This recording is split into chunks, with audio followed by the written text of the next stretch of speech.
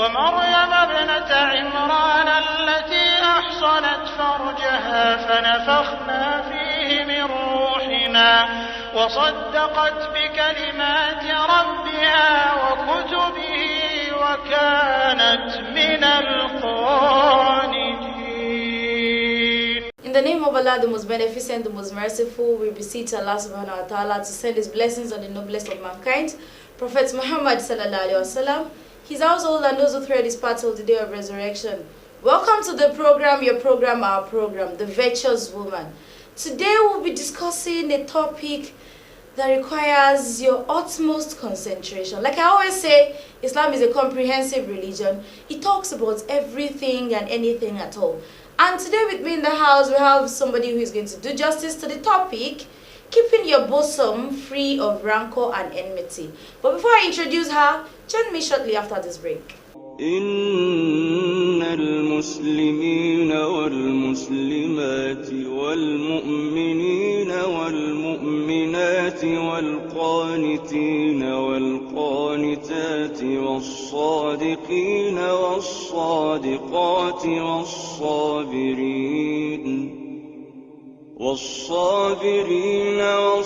والصابرات والخاشعين والخاشعات والمتصدقين والمتصدقات والصائمين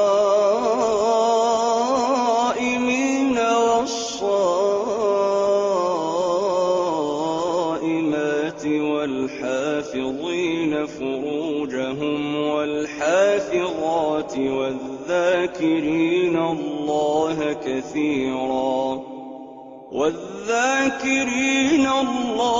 كثيرا والذاكرات أعد الله لهم مغفرة وأجرا عظيما. Welcome aboard, viewers at home. I am your host, Olagunju Bushro. And with me in the house, I have my honorable guest speaker, in person of Hajia Basira Rabiu. Salamu alaikum wa rahmatullahi wa barakatuh. Thank you, Ma, for coming aboard. We really appreciate your presence. And today we are going to be talking about keeping your bosom free of rancor and enmity. The question is, I'm sure viewers at home want to ask a similar question. Why do you need to discuss this topic in the first instance? Why are we discussing rancor and enmity on this program? Well, being the month of blessing, Bismillahirrahmanirrahim.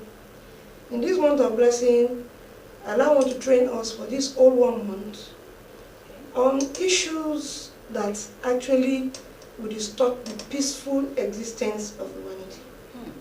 Without doubt, we know rancor, enmity has caused a lot of destructions in our society, ranging from stealing, robbery, kidnapping, murder, intentionally forging falsehood against others. Basically because in the heart, one person is nursing some kind of hatred against the other person, either a race or against another tribe, more often due to some of the favors Allah subhanahu wa ta'ala has bestowed on that person or that particular community or that particular race. So presently, rancor and enmity is a great cause of destructions and disturbance within human communities.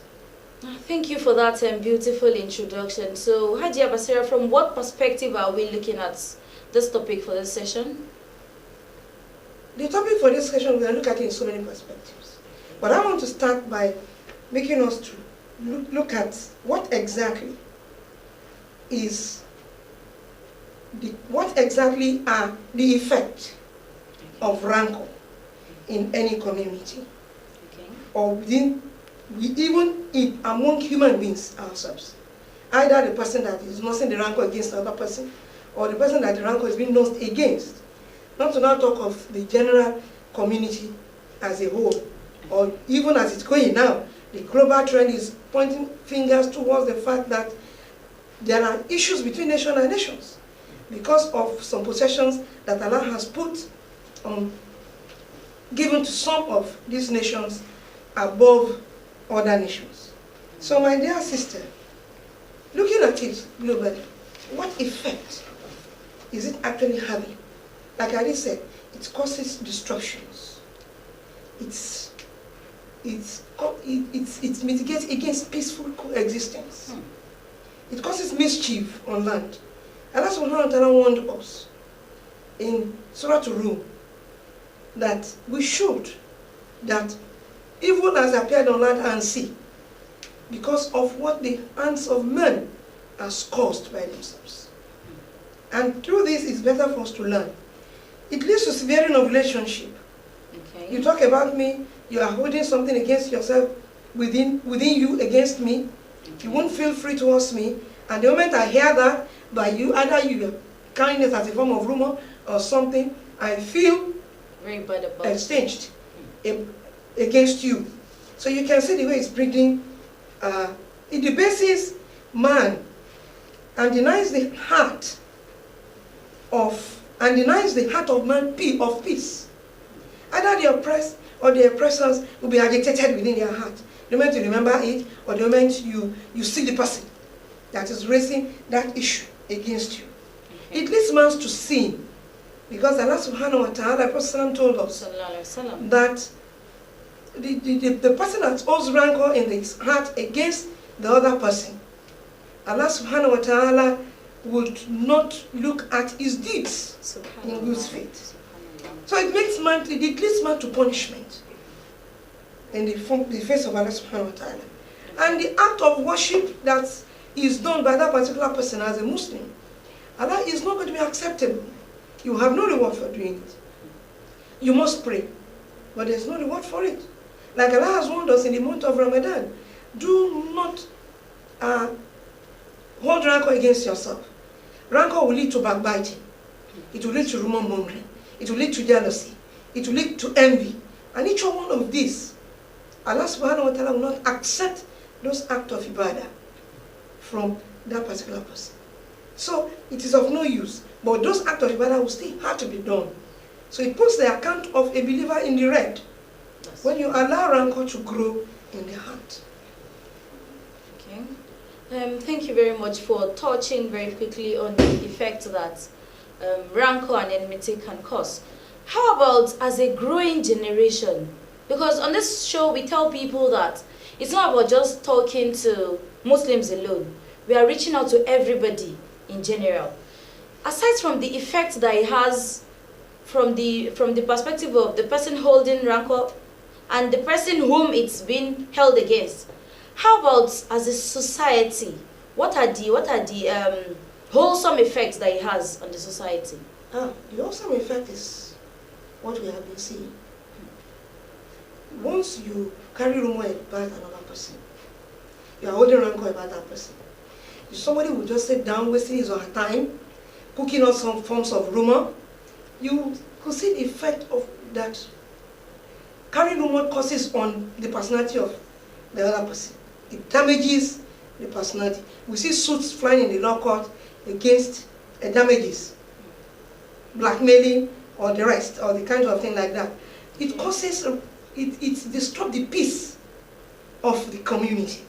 So the younger generations, we should shield ourselves away from rumor mongering or holding rancor against the other person. Because what you are holding rancor onto is a favor Allah has bestowed on that person. Why not feel happy and bless what He has for him and ask of your own from Allah subhanahu wa ta'ala? It is Allah that bestows out of His bounty on whosoever His wishes. Okay. You see clashes between community and communities. You see people singing the song of dividing Nigeria. You see nations splitting due to this. Nations inciting nations against the other and splitting such communities. Look at Sudan. We were made to believe that the northern people of southern Sudan were being oppressed. So people agitated for splitting of Sudan. And the people of southern Sudan went their way, the people of northern Sudan went their way. At the end of the day, the people of southern Sudan knows no peace. That's terrible. So it's such a terrible thing that it's better for us to live with a heart that is free. And the rate at which diseases crept into the heart these days, you see young children of 18, 15, 20 having hypertension. then you ask yourself, what could be the cause of that? And by implication, you discover that it's not that because he's thinking about what to eat or what to do or out of any other thing, but because he's nursing some grudges against another person, or because of one particular thing that maybe it happened against either of his or her parents. Due to the shock of that, such a child could fall into some illnesses, the like of hypertension and the rest, or even leading to stroke or some other things like that. So it's better for we, the younger generations, who wants to live a life, a world that is full of peace. Islam is a religion of peace. Let us keep our heart free, and let us relate with other people freely, with a free mind. Let us rejoice with them in what Allah subhanahu wa ta'ala has bestowed on them, and ask of our own favor from Allah subhanahu wa ta'ala. He has immeasurable measures that can give to all of us. Okay. Rather than thinking that because I want my own nation to be superior, or I want my own family to be superior, but what that person has should have been mine. Okay. So somebody will not live all out of his own way to look for a way of destroying it. You won't enjoy it because I'm better than you now, so I should have had what you have. Okay, so that we can make it more explicit for our viewers at home. Can you give us instances of those things that can actually spur enmity or rancor between individuals? Examples of things that might cause an individual to start having such feelings of hatred towards another person. They are all over the place. They are very common. You even see it in young children. Okay. This is where we, the elderly ones, need to come in. When a particular child scores more than his or her mates in class, academic performance, you begin to see the other one inciting some, or cooking up some rumor, or creating some stories around the other person. And other students within the class will start taking side of whichever one of the two people they wish to support. They wish to support. Okay. And you then realize that the other person hearing such news about her, of those things that are not even true or about him, will start having some disturbances in their heart. It will lead to a lot of concentration in the class. If the teacher is not careful, you just discover that these students are not performing. It will even bring down the performance of the initial student that the whole story started from. It could be in a family. You see siblings struggle, creating hatred among themselves because of the other person having some particular qualities or possessions that he has. And is he only my brother? Why is it always the one? That's why we parents need to be careful not to show excessive love to one child, either of our children, so as not to create a rancor in the heart of one child against the other. You should create a level playing ground. So when you go further than that, you see communities creating incitement against themselves. Either this one feel that we should be the one that should produce the king, and those ones are now producing, and things like that. So it causes a lot of instability. It disrupts the peace of the community. So from your discussion so far, you have been able to make us realize that rancor and enmity doesn't just happen between friends, between colleagues. It could be in the family, it could be among the children, either young or old. Well, viewers at home, if you're just joining us, the topic is keeping your bosom free of rancor and enmity, and it's been a time out with Hajia Basira Tarabiu. For more into this very beautiful and inspiring topic, join us after this short break. Bismillahir Rahmanir Rahim. قد أفلح المؤمنون الذين هم في صلاتهم خاشعون والذين هم عن اللغو معرضون والذين هم للزكاة فاعلون والذين هم لفروجهم حافظون إلا على أزواجهم أو ما ملكت أيمانهم فإنهم غير ملومين فمن ابتغى وراء ذلك فأولئك هم العادون والذين هم لأماناتهم وعهدهم راعون والذين هم على صلواتهم يحافظون أولئك هم الوارثون الذين يرثون الفردوس هم فيها خالدون. Welcome back, viewers at home. I am still your host, Olagunju Bushro. And before we went on the short break, Adia, I was about to ask, because this is the month of Ramadan and really everybody is striving, and that is why you'll see that on this program, The Virtuous Woman, we are trying to bring about issues that are of immense concern, that people might not even feel at all that it will add a paint to their act of ibadah, but we are trying to call people's attention to it. Do you think that this attribute of hatred, this feeling of hatred towards each other, does it in any way affect our relationship with our Creator? Because somebody might want to ask, okay, I know I'm guilty of this thing they're talking about, but at the same time, I will still observe my salah, it will not affect my fasts or any other thing. What do you think about that? Well, like I have said before we went on break, any heart, Allah is not looking at our appearance. From the hadith of Rasulullah. He's not interested in our appearance. He's interested in our heart.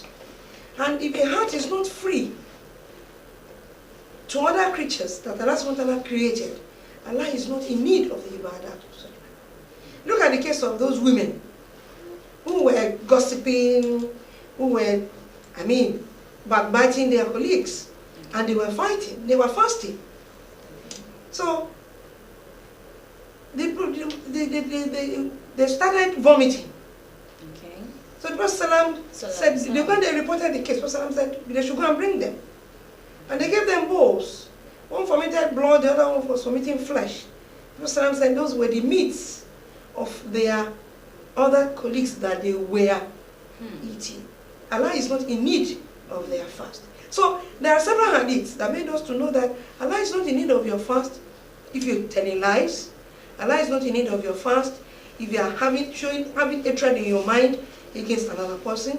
Allah is not in need of your fast if you are backbiting. Allah is not in need of your fast if you are intentionally forging falsehood against another person. And so on and so on of the diseases of the heart. So the month of Ramadan and even virtually all our ibadat were meant to purge us of these diseases. It's a month of training.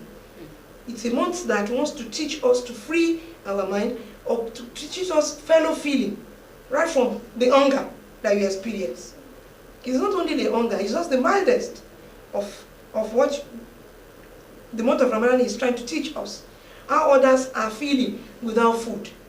If you are the one that has the food on your table on a regular basis, think about those who don't have. Just have a ping of it for this just 1 month and see. Maybe you begin to have feeling for those who don't have it regularly.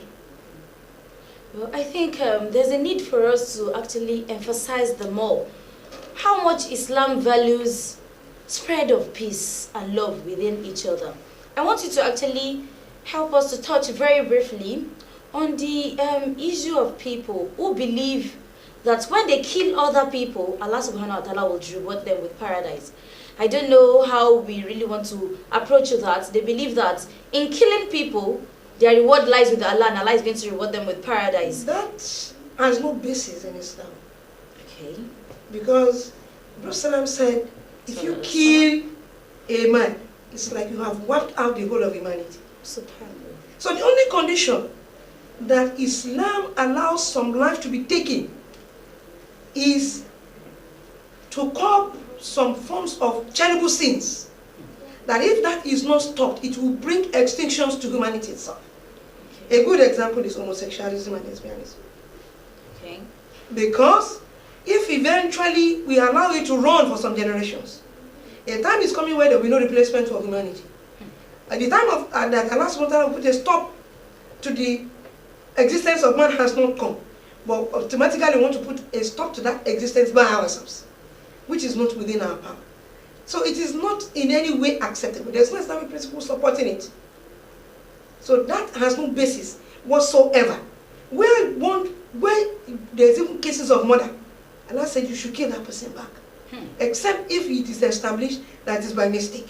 And the family is ready to forgo it, to forgive that person. So how can such a religion that holds the life of man in such a high esteem and wants to put everything around man for him or her to enjoy a peaceful living on earth, then glorify some other people that are interested in taking life carelessly, just anyhow. So I think that is a blackmail against Islam. I really appreciate the perspective to which you attacked the question. So it's very obvious that Islam doesn't support the killing of another person and then believe that your reward is not in paradise. In the list. Not in the list. Alhamdulillah, I mean, viewers at home, I'm sure that so far so good, you're having an interesting time with us. It's time out with Hajia Basirat Rabiu, and like I said before, the topic is keeping your bosom free of rancor and enmity. Hajia, I'm sure that right now some people are looking at us and they are really feeling so inspired. They want to have a change of heart. They want to turn a new leaf. They want to stop having feelings of hatred. They want to stop nursing jealousy and all of that against their fellow human beings. What are the steps? What are the way forward? I want to be a changed person. Yeah. First and foremost, each one of us should acknowledge the fact that Allah created us. And Allah bestows favors on individuals according to His own wish.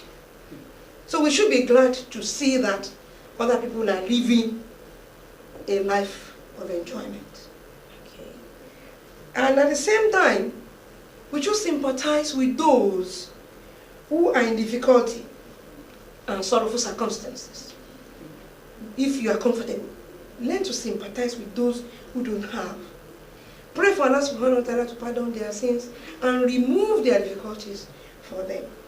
Thirdly, is that we should be contented with whatever we have. Prophet says contentment is the best wealth. Whatever you have, be happy and be grateful that you have. In material things, Islam does not want us to look at those who are above us. It wants us to look at those who are below you. If you are eating 3 square meals, look at those who can't even afford one. If you are riding a car, look at those who are walking barefooted. Or those who don't even have slippers on shoes on their legs. So you will be grateful to Allah subhanahu wa ta'ala for what He has bestowed on you. So it is only in a matter of faith that you can look at those who are above you. Oh, look at this person. He fasted almost the first 15 days in Shaban. What am I doing? Are we not raising for the same paradise? Are we not raising for the same blessing from Allah subhanahu wa ta'ala? I think I should do more. So competition is allowed. Competition is allowed when deeds. it comes to righteous deeds. Part of the ways to is that we should learn to forgive the fault of others. Because we ourselves, we are not perfect. We are equally seeking for forgiveness from Allah subhanahu wa ta'ala.